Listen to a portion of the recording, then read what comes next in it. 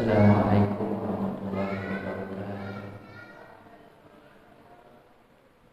Bismillahirrahmanirrahim. Marilah kita mulai dengan bacaan Fatihah. Kita hadiahkan kepada baginda Ibunda kita baginda Nabi Muhammad SAW, kepada keluarga besarnya, pengikutnya, kepada para nabi dan rasul dan para malaikat, serta pada para ulama, khususnya para ulama tafsir, Imam Jalaluddin Al-Mahli dan Imam Jalaluddin As-Suyuti, serta guru kita yang lain, Syekh Muhammad Ali As-Subuhi, dan kepada kedua orang tua kita yang ada di rumah. Adanallahu ajma'in, syukurillah lana wa lakum al-Fatihah.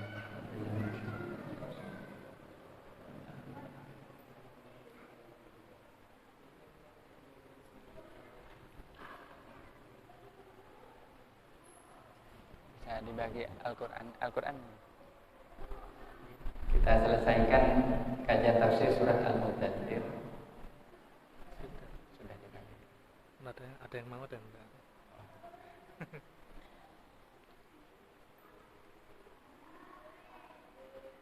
Saya bacakan dan nanti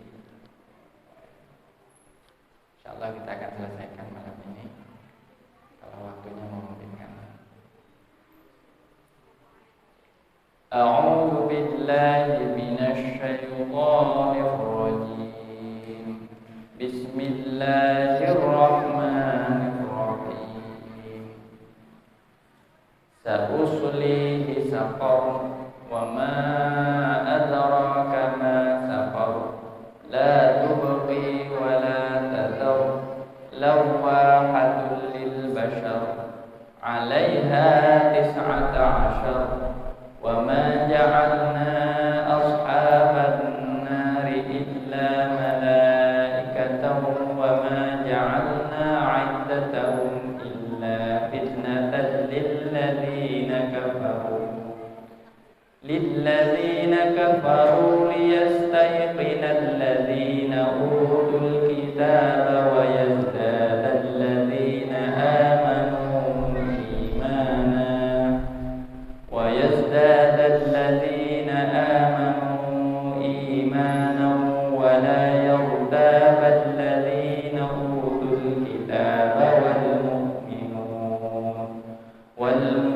يؤمنون وليقول الذين في قلوبهم مرض والكافرون ماذا أراد الله بهذا مثلا كذلك يضل الله من يشاء ويهدي من يشاء وما يعلم جنود ربك إلا هو وما هي إلا ذكرى للبشر كلا والقمر والليل إذا أدبر والصبح إذا أسفر إنها لإحدى الكبر نذيرا للبشر لمن شاء منكم أن يتقدم أو يتأخر كل نفس بما كسبت رهينة إلا أصحاب اليمين في جنات يتساءلون عن المجرمين ما سلككم في سقر قالوا لم نك من المصلين ولم نك نطعم المسكين وكنا نخوض مع الخائضين وكنا نكذب بيوم الدين حتى أتانا اليقين فما تنفعهم شفاعة الشافعين فما لهم عن التذكرة معرضين كأنهم حمر مستنفرة فرت من قسورة بل يريد كل امرئ منهم أن يؤتى صحفا منشرة كلا بل لا يخافون الآخرة كلا إنه تذكرة فمن شاء ذكره وما يذكرون إلا أن يشاء الله هو أهل التقوى وأهل المغفرة صدق الله العظيم. Bismillahirrahmanirrahim. Sa'uslihi saqar, maka aku akan memasukkan kepada orang itu kepada neraka jahanam. Dan tahukah engkau apakah jahanam itu? Ini bersambung dengan ayat yang berhubungan dengan siapa? Musuh, salah satu musuh Nabi yang kemarin kita telah ketahui, yaitu namanya Walid bin Mughirah, orang yang pernah menuduh atau menyebarkan fitnah kepada Nabi bahwa Al-Quran adalah sihir. Kenapa? Karena dia sempat kagum kepada Al-Quran.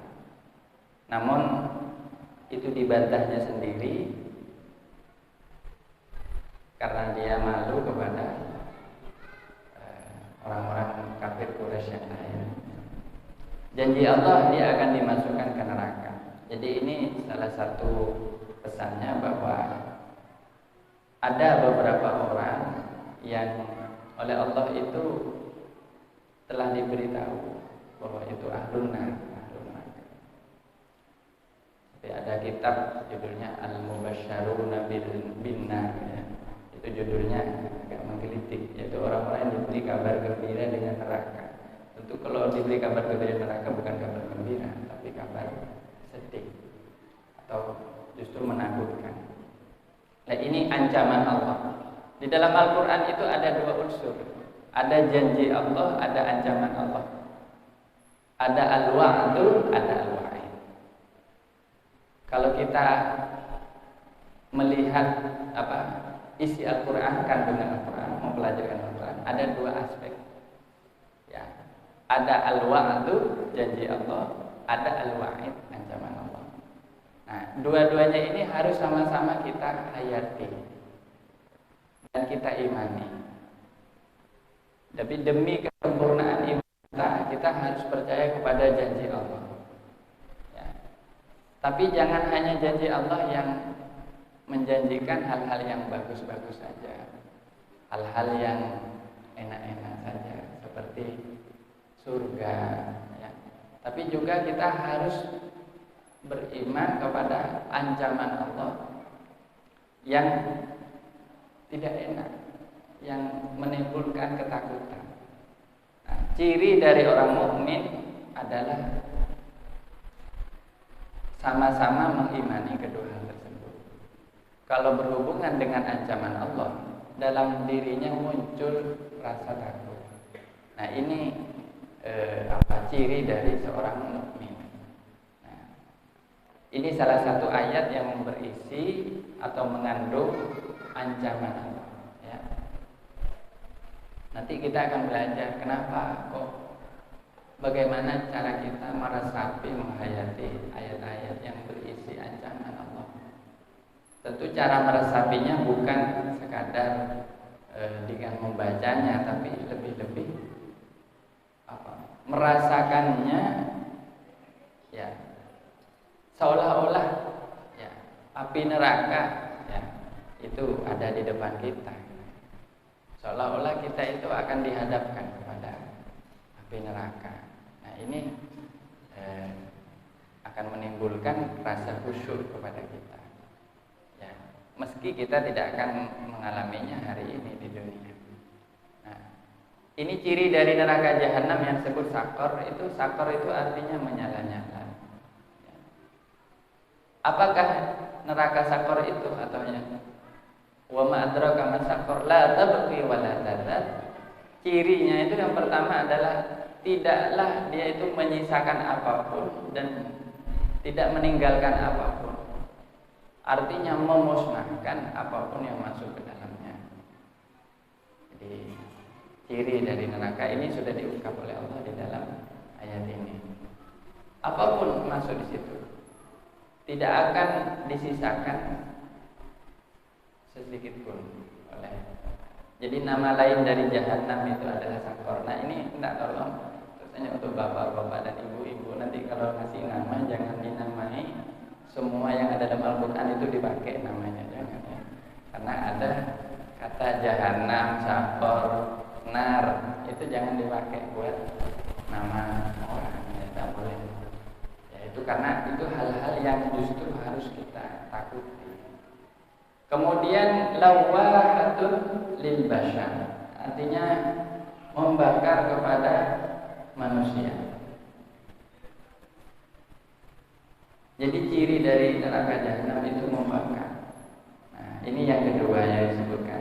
Disebutkan katanya lawah, ini artinya apa?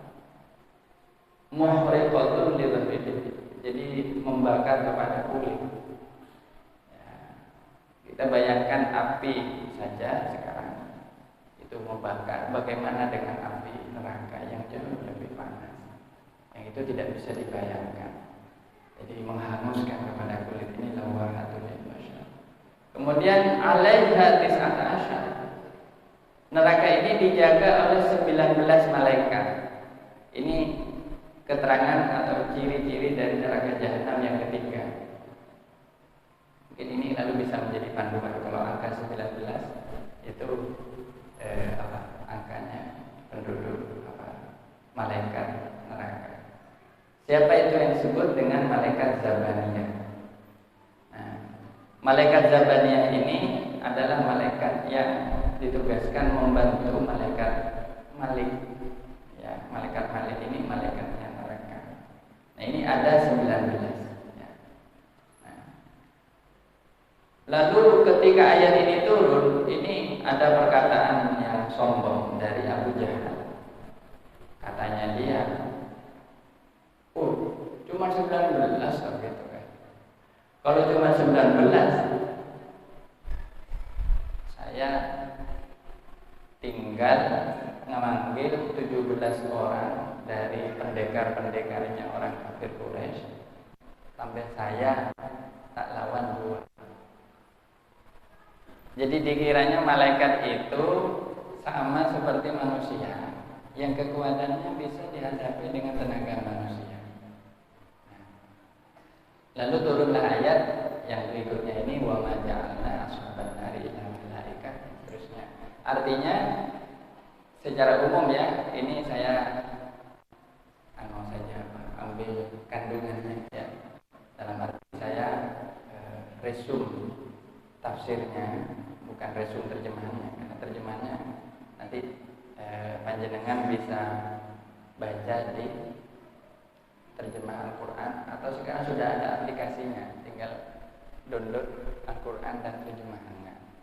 Cuman terjemahan itu sekali lagi hanya sifatnya memberi bantuan saja per kata ya, tapi bukan tafsirnya. Intinya di dalam ayat ini bahwa apa? Allah Subhanahu wa taala menjadikan jumlah malaikat ini sebagai penyesatan terhadap orang-orang kafir. Jadi yang dibuka kepada orang-orang kafir itu 19. Allah menyebut angka alaiha tis'ata asyar. Lalu spontan muncullah komentar dari Abu Jahal. Kalau cuma 19, biar saya lawan aja katanya. Sampean anak saya panggil 17 orang, nanti saya akan menghadapi 2. Lalu turunlah ayat ini, wa ma ja'alna ashaban nari illa malaikat. Dan ini di dalam ayat ini diterangkan, wa ma ja'alna iddatahum illa fitnatan lilladzina kafaru. Jadi jumlahnya itu tidaklah kami jadikan kecuali sebagai cobaan bagi orang kafir. Artinya inilah cara Allah menyesatkan orang kafir. Adapun orang-orang ahlul kitab, orang Yahudi dan Nasrani saat itu tambah yakin. Kenapa? Karena angka 19 itu ada di kitab Taurat dan Injil. Nah ini saya belum ngecek, mohon maaf. Saya belum ngecek di dalam kitab Taurat apakah malaikat penjaga neraka itu berjumlah 19. Ya. Memang kalau kepada adik-adik tahu siapa nama malaikat Malik ya, penjaga neraka malaikat Malik. Tapi malaikat Malik itu pemimpinnya. Ada 18 malaikat lagi di balik malaikat Malik. Nah, itu disebut malaikat Zabaniyah. Nah, sekarang kita tahu. Kenapa? Karena kita berdasarkan petunjuk dari Al-Quran. Kita tidak boleh ya bicara hal-hal yang gaib seperti surga, neraka dengan pikiran kita sendiri. Karena itu gaib. Gaib itu artinya kita tidak pernah tahu kenyataannya seperti apa. Tapi kalau Allah sudah memberitahu, maka kita wajib beriman, karena itulah gambaran yang Allah berikan sebagai petunjuk tentang hal-hal yang gaib tadi. Nah, dan orang-orang yang beriman itu bertambah keimanannya. Wa yazdadal ladzina amanu imanan. Kenapa? Karena angka 19 itu pasti benar-benar datang dari Allah. Nah, ini mengenai angka. Di dalam Al-Quran itu ada banyak angka. Sampai para ulama itu menyusun ilmu namanya ilmu perangkaan, nomorologi Al-Quran, ilmu matematika. Walaupun ilmu itu tidak begitu populer karena yang ahli matematika juga tidak populer, tidak banyak gitu ya. Salah satu hikmah kenapa ada angka-angka disebut sebagai contoh. Ini kalau bahas masalah angka, ini ada ilmunya khusus sebenarnya. Jadi sampai seorang sarjana, ada peneliti ahli tafsir juga meneliti bilangan-bilangan angka yang ada dalam Al-Quran. Bahkan setiap surat itu kenapa kok angkanya seperti itu, angkanya seperti itu. Itu ada rahasia-rahasianya. Nah, angka-angka ini kalau kita pahami akan mengungkap satu keharmonisan di dalam Al-Quran. Bahwa Al-Quran itu saling selaras ya. Selaras, kandungannya itu selaras. Ya. Sebagai contoh Al-Fatihah itu 7 ayat. Kenapa Al-Fatihah 7? Karena angka 7 ini angka yang istimewa ya. Oleh karena itu susunannya ya 7. Nah, ada banyak yang berhubungan dengan angka 7 itu. Nah, saya menyinggung misalnya ada angka 1000, yaitu saya sempat membaca tafsir bagaimana Allah Subhanahu wa taala melebihkan malam Lailatul Qadar khairun min alfi syahr. Lebih baik daripada 1000 malam. Lalu seorang ulama menghitung 1000 malam itu 1000 bulan. Satu malam Lailatul Qadar itu lebih baik di 1000 bulan. Itu sama dengan 83 tahun lebih atau 86 tahun. Kira-kira kita kalau beribadah selama 86 tahun, kita tidak akan mampu. Nah, maka satu malam itu senilai dengan itu. Lah itu kita harus yakini secara harfiah. Memang lebih baik dari 1000 bulan. Kita harus beriman, yakin dan percaya bahwa memang itu lebih baik dari 1000 bulan. Jangan dikurangi, jangan ditambahi. Kalau sudah ada angka di dalam Al-Quran, kita pertama harus meyakini angka tersebut memang seperti itu. Nah, tapi kalau orang-orang yang tidak beriman, dia akan tergoda untuk meragukan. Nah, ini adalah perkataan alladzina fi qulubihim maradun, orang yang di dalam hatinya ada penyakit. Dan orang-orang kafir itu pasti bertanya-tanya akan mengatakan apa yang dimaksudkan Allah dengan perumpamaan ini. Dikiranya itu perumpamaan 19 itu. Padahal itu memang kenyataannya. Itulah cara Allah menyesatkan orang-orang yang akan disesatkan, dan cara Allah memberi petunjuk kepada orang-orang yang. Nah, tapi hakikatnya wa ma ya'lamu junuda rabbika illa hu, dan tidaklah mengetahui pasukan bala tentara Tuhan kecuali Allah itu sendiri yang mengetahui. Dan tidaklah neraka ini adalah peringatan bagi manusia. Baik, kita mungkin masalah junud ya, tentara Tuhan. Saya ini nyambung dengan pengajian kemarin, pengajian kitab Ihya di pondok. Bala tentara Tuhan atau pasukan Tuhan, pasukan Allah itu tidaklah terhitung di alam ini. Sebagai contoh, disebutkan dalam satu riwayat ya, bahwa ini disebutkan bahwa Jahannam itu memiliki 70.000 rantai. Di setiap rantai ada 70.000 malaikat.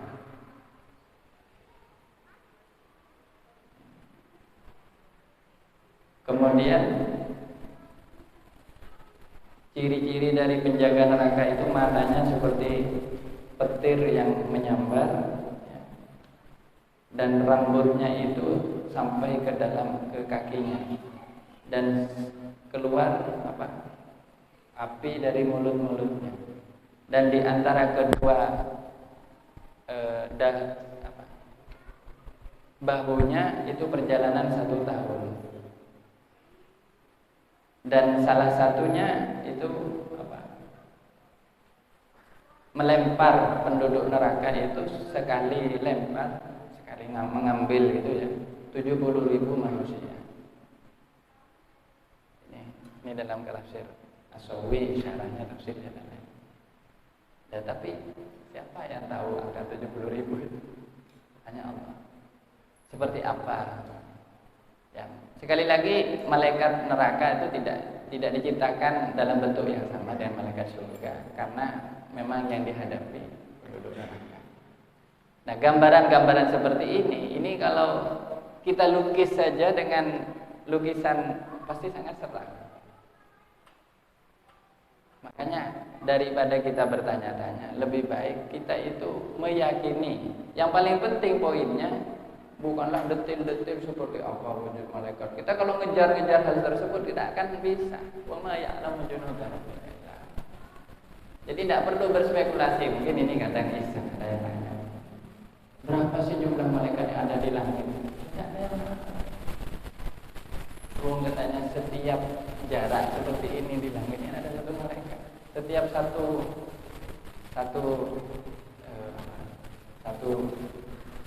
tangan seperti ini itu ada malaikat yang satu. Bagaimana kalau dilihat secara umum berapa juta mil di langit itu? Berapa juta malaikat? Kita tidak tahu. Bahkan ini ada keterangan yang lebih detail dari sebagian ulama. Saya pernah baca katanya di Di ujung mata ada malaikat, di ujung mata. Di mulut ada malaikat. Di setiap jari jemari tangan kita ini ada malaikat. Nah, malaikat dalam arti apa? Yang mencatat. Jadi malaikat pencatat itu bukan cuma dua, karena dia punya pasukan lagi, punya bawahan begitu, punya bawahan, punya staf. Jadi ada staf-stafnya, terus sampai sub. Karena tugas menjalankan tugas. Jadi kalau penduduk bumi sekarang 1 miliar, berarti malaikat lebih 1 miliar. Nah, itulah cara Allah mengerahkan bala tentaranya supaya apa? Allah menunjukkan inilah keagunganku kekuasaan. Sehingga jangan pernah kita meremehkan. Tidak ada tempat di dunia ini yang bebas lepas dari pengawasan Allah. Mau kita ada di gurun pasir sekalipun, di situ ada banyak malaikat, ada banyak makhluk. Sehingga pantas kalau kemudian kita itu bisa mendapatkan pertolongan. Jadi jangan pernah meremehkan. Saya pernah dapat saran begini. Katanya kalau ada di tempat yang sepi dan kita takut, sebutlah beberapa nama. Antara lain yang disebut katanya kirim Fatihah kepada malaikat Jibril. Kalau kita takut misalnya, hanya ada beberapa, bahkan ada beberapa ulama yang bisa dipanggil namanya. Itu katanya nanti akan datang bantuan-bantuan yang gaib gitu. Artinya jangan kita pernah merasa sendiri di alam ini. Tidak. Allah memberikan bantuan-bantuan khususnya kepada hamba-hamba Allah yang beriman. Nah ini. Tapi jumlah pastinya kita tidak boleh berspekulasi, apalagi meyakini bahwa angkanya seperti itu, kecuali angka yang dilakukan, karena tidak ada. Ini dari segi bala tentara. Kemudian bala tentara Allah di kalangan manusia itu juga ada, yaitu orang-orang yang berjuang membantu agama Allah. Bala tentara Allah di kalangan jin, insya Allah juga ada. Dan seterusnya.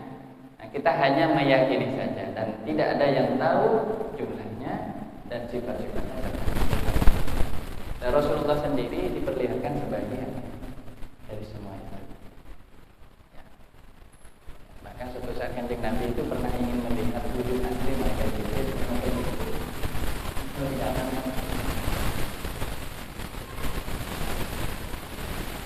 Begitu malaikat Jibril memperlihatkan dirinya,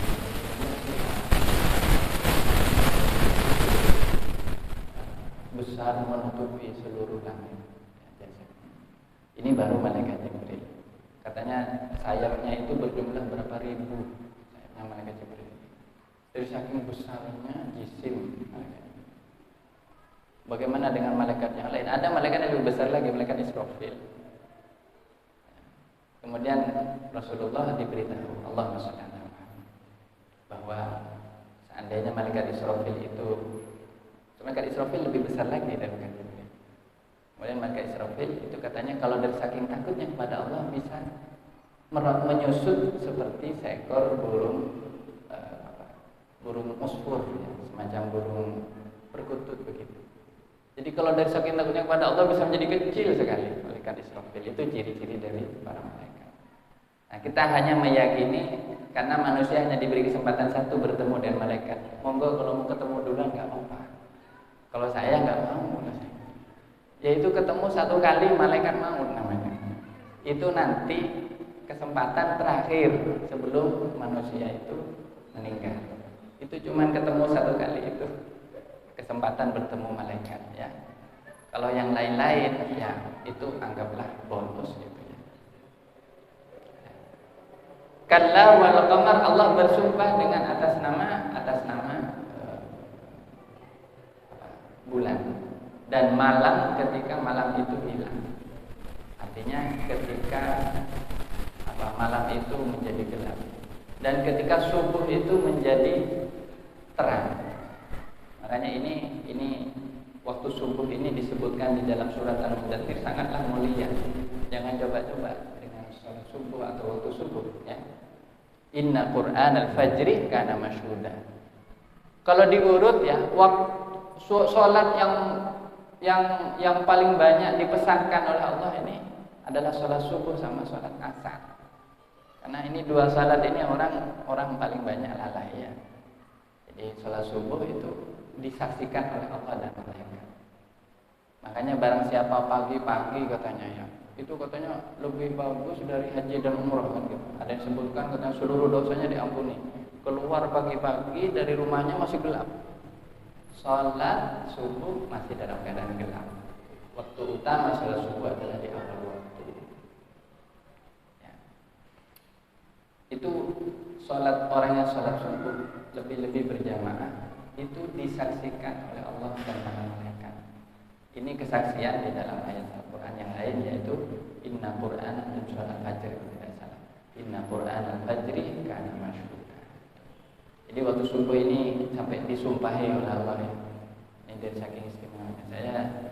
Saya kira kita harus benar-benar sholat subuh dengan sungguh-sungguh dan juga sholat asar ya ini. Karena sholat asar itu sholatul wusta. Ya. Hafidhu ala sholawati wa sholatil wusta. Innaha lahidal kubur. Sebenarnya neraka jahanam itu salah satu cobaan yang ini neraka jahanam itu tidak main-main. Nadhiran lil bashar sebagai peringatan bagi manusia. Liman syaa ya bagi siapa? Bagi orang yang ingin di antara kalian untuk maju atau mundur. Maju itu artinya mendekat kepada Allah dan mundur itu artinya ingkar dari Allah. Ingkar kepada Allah Ta'ala.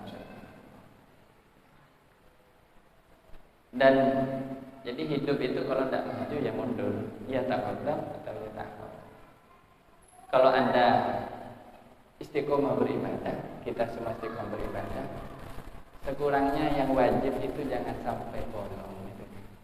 Karena katanya barang siapa menjalankan yang wajib dan menghindari yang haram, itu sudah wajib masuk surga, pasti jamin. Surga itu sebenarnya tidak repot untuk orang masuk surga, yaitu orang menjalankan yang wajib dan menghindari yang haram. Yang wajib itu sedikit, yang haram juga sedikit, itu enaknya. Yang wajib apa? Salat lima waktu, puasa Ramadan, kalau mampu haji, zakat. Ketika sudah sampai nisab dan waktunya yaitu haul, itu yang wajib. Zakat fitrah wajib. Yang haram apa? Syirik, durhaka orang tua. Dihitung oleh ulama yang haram itu dosa-dosa besar yang jelas-jelas itu hukumannya berat ya. Di dunia atau di akhirat itu tidak lebih dari 20 dan seterusnya. Intinya itu.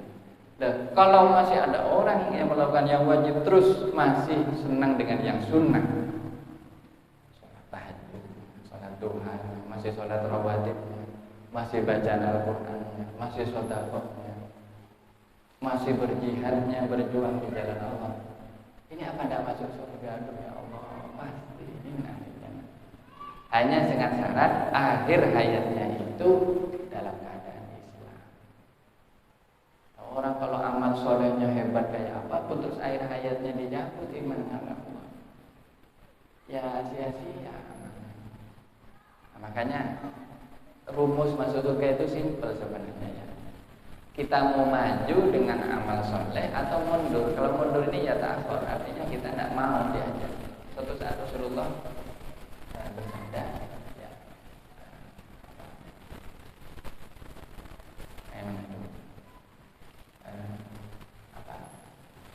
setiap orang yang mencintaiku akan masuk surga. Siapakah yang mencintaimu? Setiap orang yang mau taat.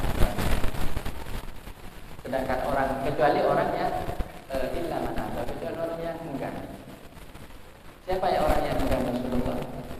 Ya. Orang yang tidak mau diajak.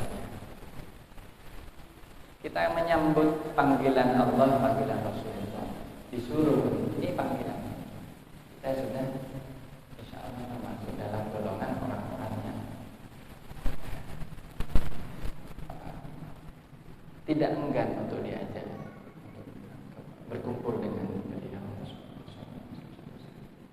Ya.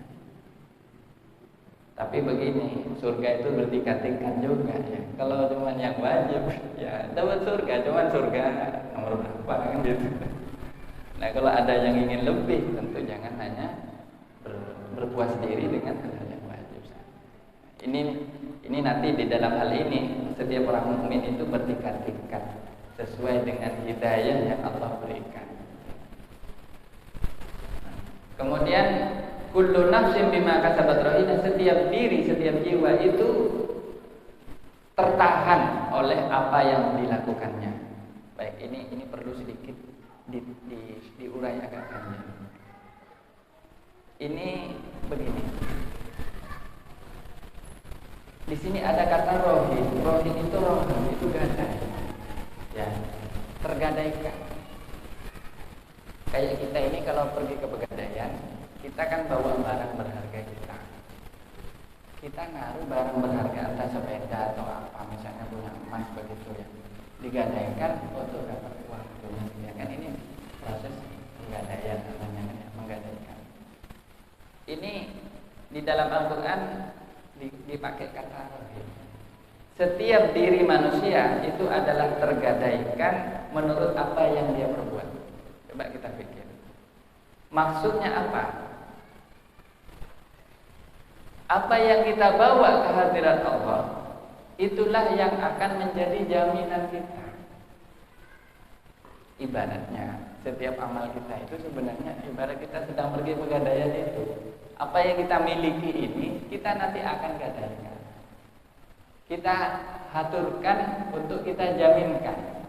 Nah, kalau kita pergi misalnya, kita bawa emas, pasti dapat uang banyak. Berapa? Kalau gadaikan emas ini, berapa sih? Berapa juta lah, lumayan kan ya? Berapa? Kita bawa mobil, harga 50 juta, keluar uang 50 juta, atau keluar sekurangnya 40 juta lah. Bisa, karena jaminannya berharga. Gitu. Begitu juga amal kita.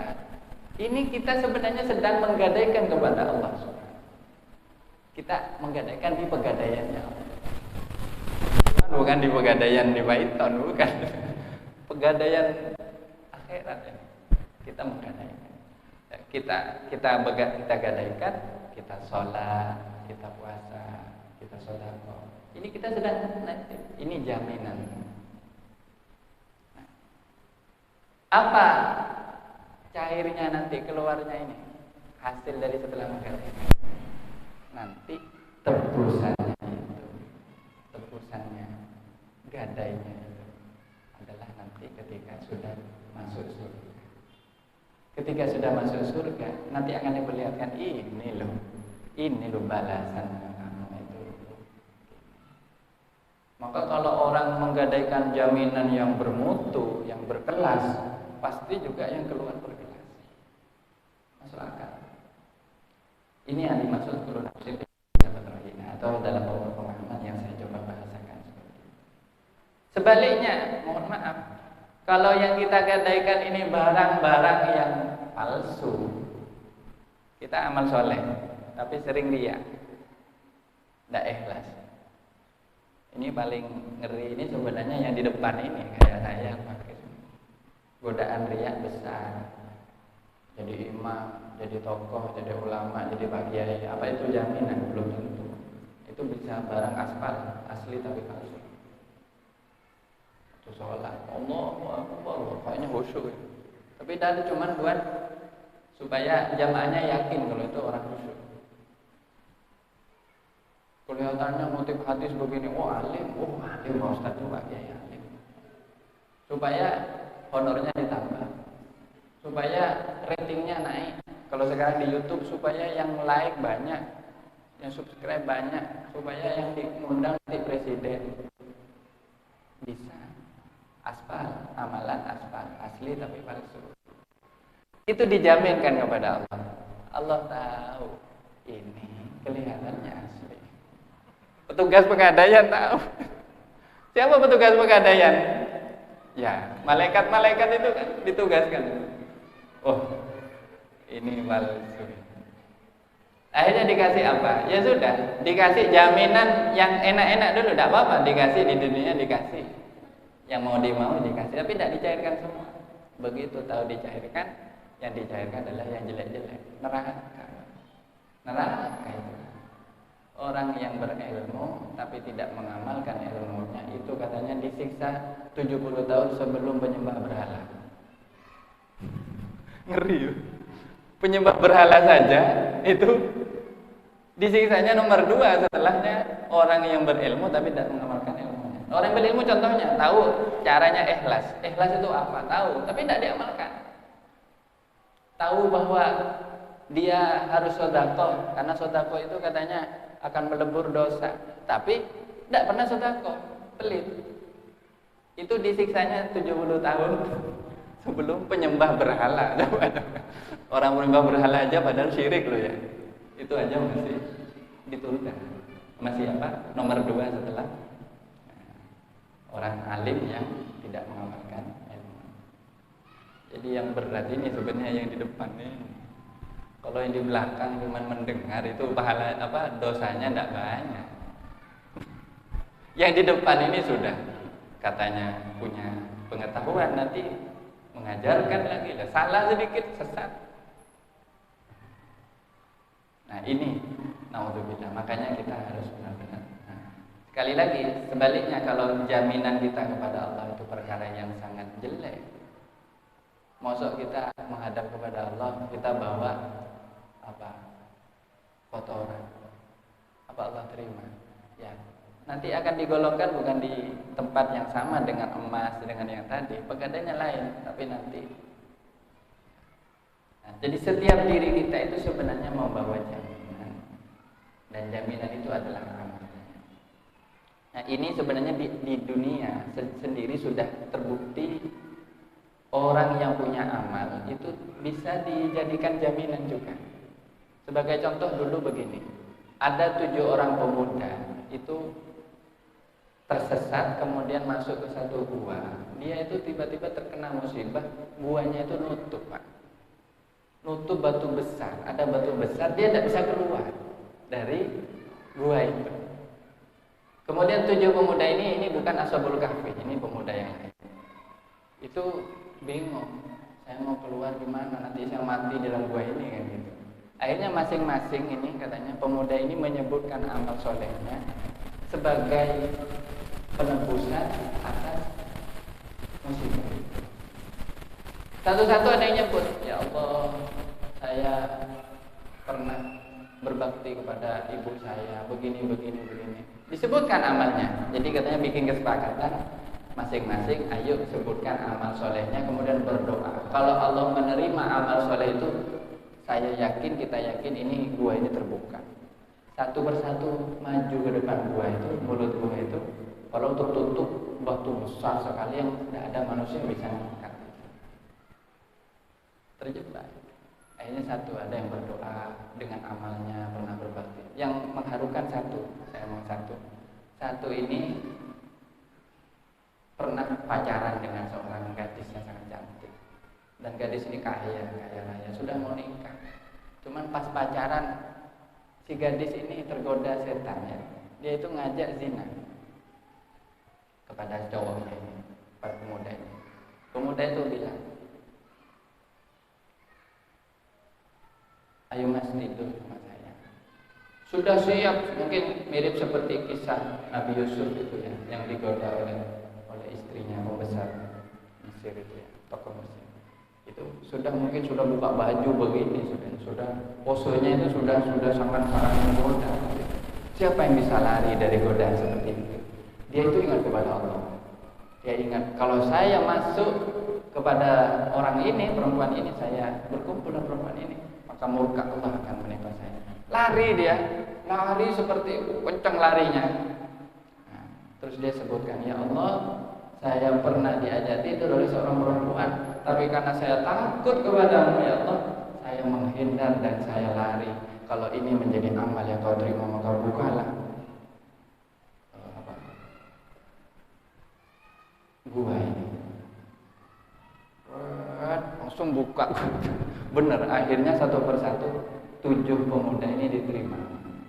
Ya kita kalau lagi mepet hajat ya bisa pakai cara kayak gitu juga. Sebagai contoh, kita kalau punya hajat yang sangat mepet, ingatlah amal-amal soleh kita. Cuman nanti ini karena sudah diambil dulu bagai jaminannya ya, jangan diminta lagi di akhirat. Carilah amal yang paling berat, yang kira-kira itu bisa menjadi wasilah pertolongan kita. Ya, itu boleh. Jadi ulama ada yang membolehkan, boleh kita menyebut amal soleh kita sebagai bentuk tasyakur kepada Allah SWT, bentuk syukur kepada Allah. Jadi, ya Allah, saya dulu pernah begini, tapi jangan rame-rame. Ya Allah, saya sekarang lagi punya hutang besar. Ya Allah, kalau amal saya yang dulu saya terima, tak tolong ya Allah dilunasi hutangnya. Benar. 3 hari lagi ada orang bayar. Diterima amal. Jadi tanda diterimanya amal itu bisa dilihat di dunia. Ini aneh bin ajaib tapi nyata. Dan banyak ulama-ulama yang telah membuktikan. Tapi kalau mau lebih mantap, jangan diminta di dunia amal kita itu. Balasannya jangan minta di dunia. Mintalah nanti di akhirat. Kenapa? Karena pahala yang di akhirat itu jauh lebih bernilai daripada kita. Tapi kalau mau diminta duluan tak apa-apa. Tak apa-apa. Cuman rugi kata saya, rugi. Sebagai contoh begini, ada orang sedekah, saya sedekah uang 100.000 dengan harapan dapat ganti. Kok lama tidak dapat diganti? 1 bulan, 2 bulan tidak ada datang. Bisa Anda mohon kepada Allah, ya Allah saya mohon gantinya sedekah 100.000. Dikasih, tiba-tiba datang temannya ngasih 500.000. Kok 5 kali lipat gantinya 100.000, tapi sampai minta kontan, ya sudah diminta sekarang. Apa masih ada pahalanya? Ya belum tentu. Jadi jangan diminta duluan ya, jangan diminta kontan, tapi kita serahkan kepada Allah. Kapanpun Allah membalasnya, terserah Allah. Kalau itu memang jadi amal yang diridhai Allah, semoga Allah Allah berkenan membalasnya nanti lebih-lebih. Tapi kalau ada satu karunia kepada kita, seolah-olah itu sebagai balasan atas sama kita, yakinlah itu memang balasan. Ya, itu saja ya. Jadi jangan heran ya, memang zaman sekarang ini sekarang banyak motivator bilang untuk power of sedekah begini. Kamu kalau nanti sedekah kamu dapat begini. Itu iming-imingnya kan begini. Tapi ingat, itu balasan Allah bisa kita minta sekarang atau kita tunda. Ada cerita seorang ulama, waktu lagi belajar, tiba-tiba dia airnya itu jadi emas. Ini Hadratus Syekh Zaini kembalikan itu pondok di Mekah. Beliau itu dalam keadaan miskin, dari saking ikhlasnya belajar. Katanya waktu waktu ambil air sumur, ditimbanya itu emas semua. Oleh beliau tidak mau, dia dilemparkan ke dalam air. Langsung bilang, ya Allah, saya tidak mau ini. Saya mau ilmu saya bermanfaat. Jadi kalau ada keajaiban yang agak luar biasa, kita boleh tidak mengambil demi yang lebih besar lagi di kemudian hari. Ya Allah, saya tidak mau kekayaan ini sekarang. Biarkan anak-anak saya dimakmurkan rezeki. Tapi ada orang mohon maaf rakus kadang. Semuanya karunia Allah ingin dikuasai sekarang. Wow, semua ya Allah kasih saya ini, kasih saya ini. Nanti anak-anak putunya, anak cucunya tidak dapat apa-apa. Ya, itu jangan sampai kita ragus ya. Tapi kita terima apapun nikmat dari Allah. Ya, insyaallah ini illa saballin. Ini sudah dititip sudah. Baik. Mungkin setelah azan kita ada pertanyaan ya? Ada. Langsung ya. Kita tutup saja ya. Insyaallah kalau ditakdirkan semoga minggu depan kita bisa lanjutkan dengan surat yang lain, dan insyaallah kita bergilir ini halakan juz akhir ini ya.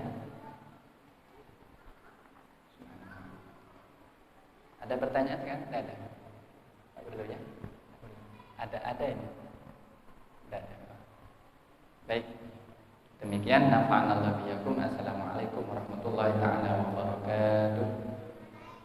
Allahumma arhamna bil Qur'an waj'alhu lana imaman wa nuran wa hudan wa rahmah.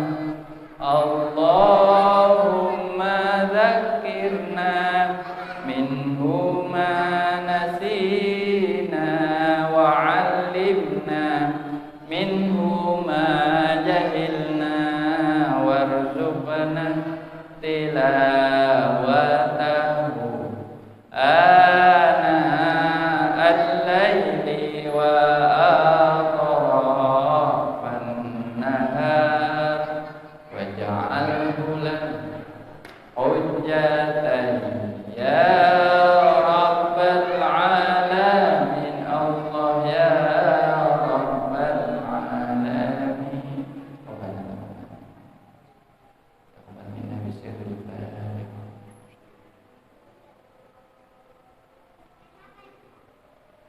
Assalamualaikum